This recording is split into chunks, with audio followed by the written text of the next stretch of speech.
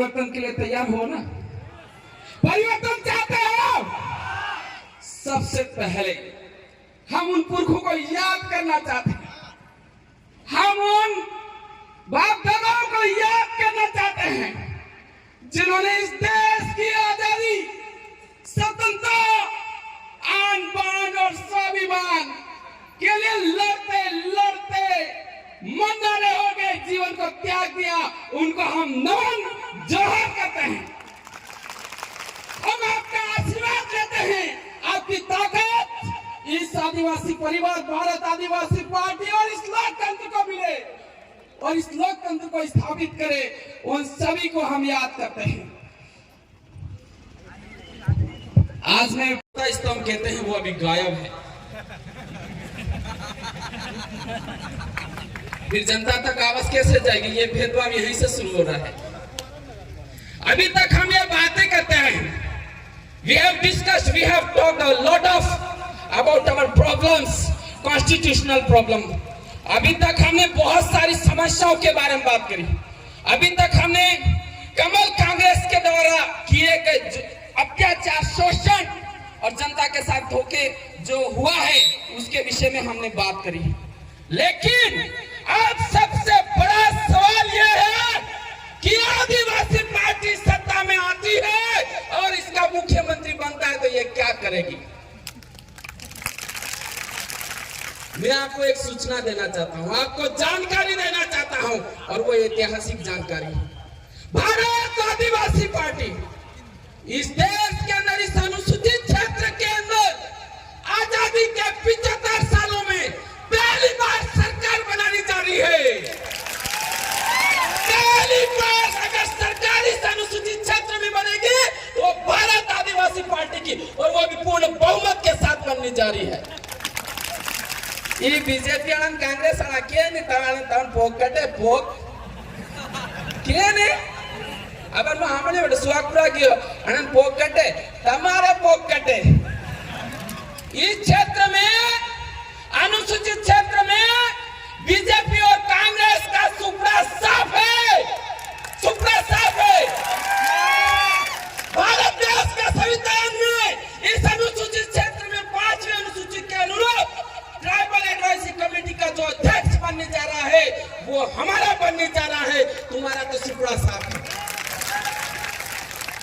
और ये बहुमत से अनुसूचित क्षेत्र में सरकार बनाएगी तो इसकी पहली बैठक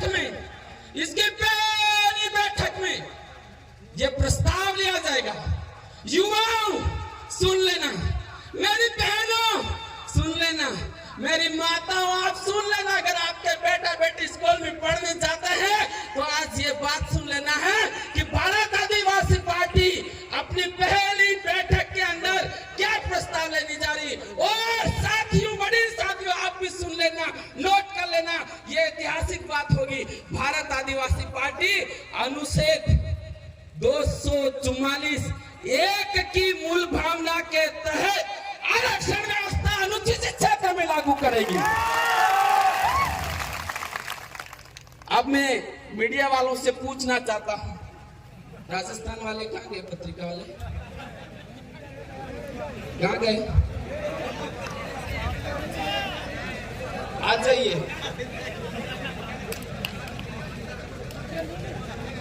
आप इन बीजेपी वालों से पूछ लेना, भारत आदिवासी पार्टी से अनुसूचित क्षेत्र के लिए क्या कर रही है? क्या ये बीजेपी, भारतीय जनता पार्टी क्या अनुसूचित क्षेत्र में भारत के संविधान अनुच्छेद 244 के तहत आरक्षण व्यवस्था का पालन कर सकती है क्या? पूछिए, आप सब सवाल कीजिए और आप सवाल करना। दूसरा, अभी रिकॉर्डिंग जरूर लिखें। आजादी के 75 सालों तक हमारे आदिवासी भाई कई पीढ़ियां खप गई जंगल में रहते हैं, लेकिन आज तक उनको मालिकाना हक नहीं मिला है। आज तक ये वन विभाग गुंडागिरी करते हुए हमारे आदिवासी भाई बहनों को परेशान करता है, उनकी खेती को बर्बाद करता है। रात में जाके गुंडा आतंकवादी की तरह वहां उन लोगों को परेशान करता। मैं भारत आदिवासी पार्टी के इस अनुसूचित क्षेत्र में अगर सरकार बनती है तो दूसरा प्रस्ताव ये रहेगा कि जो आदिवासी भाई बहन जंगलों के अंदर रहते हैं, पीढ़ियां गुजर गई, उनको मालिकाना हक दिया जाएगा। मिलना चाहिए। बीजेपी और कांग्रेस वाली दे सकते हैं क्या? नहीं दे सकते। इन फर्जी लोगों को क्या जिताओ? फर्जी पार्टियां हैं।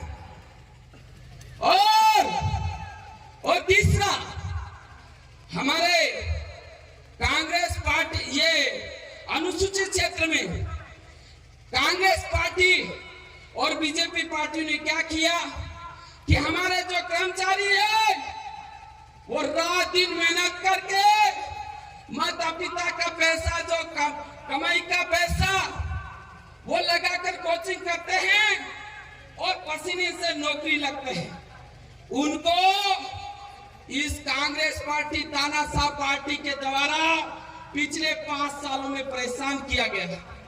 किया कि नहीं किया? मैं एक घटना बता देना चाहता हूं, वो इस साल की नहीं है लेकिन पिछले साल की है। क्या हुआ? 9 अगस्त का दिन था, सार्वजनिक अवकाश होता है 9 अगस्त के दिन, लेकिन कांग्रेस पार्टी की मनावला के मुख्यालय से एक तानाशाही आदेश निकलता है कि इस प्रतापगढ़ जिले में जितने कर्मचारी है वो 9 अगस्त नहीं मना सकते। ऐसा आदेश निकालते हैं। मैं ये कह रहा हूं कि अगर भारत आदिवासी पार्टी की सरकार बनती है तो किसी भी सरकारी कर्मचारी को परेशान नहीं किया जाएगा। आप स्वतंत्र हो, ये देश का संविधान आपको नौकरी देता है, देश का कानून आपको नौकरी देता है और आपकी मेहनत के बदौलत आपको नौकरी मिलती है। आप नौकरी करने के लिए आजाद हो। ये भारत आदिवासी पार्टी बात करती है। क्या ये पार्टियां इस तरह से बात कर सकती है क्या? कर्मचारी को परेशान करती है।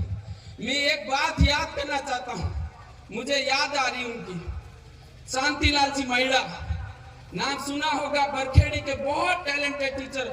वो हमेशा रात दिन ये सोचते थे कि हम हमारे बच्चों को कैसे आगे बढ़ाएं, स्कूलों में शिक्षा व्यवस्था कैसे करें, लेकिन किसी तानाशाह ने, कांग्रेस सरकार की तानाशाही सरकार ने हमारे उस भाई को, एक अच्छे भाई को, सामाजिक टीचर को झाड़ू फलासिया फेंक दिया। आज उनके बच्चे कैसे रह रहे हैं, उनके घर वाले कैसे रह रहे हैं, उनको परिवार से अलग कर दिया। किया कि नहीं किया?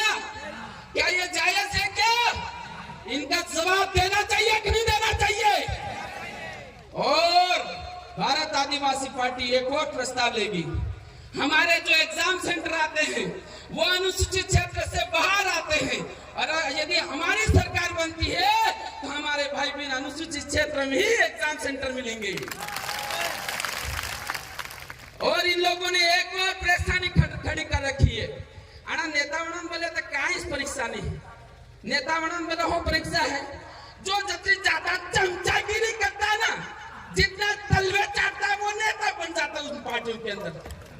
लेकिन आपको अगर सरकारी नौकरी करनी है तो इतने 50 एग्जाम कर दिए और न्यूनतम मार्क्स कर दिए कि नहीं कर दिए, कि कम से कम 40 मार्क्स लाएगा तभी वो सरकारी नौकरी कर पाएगा, और नहीं ला सकता है वो सरकारी नौकरी नहीं कर सकता है। ऐसा कानून है कि नहीं?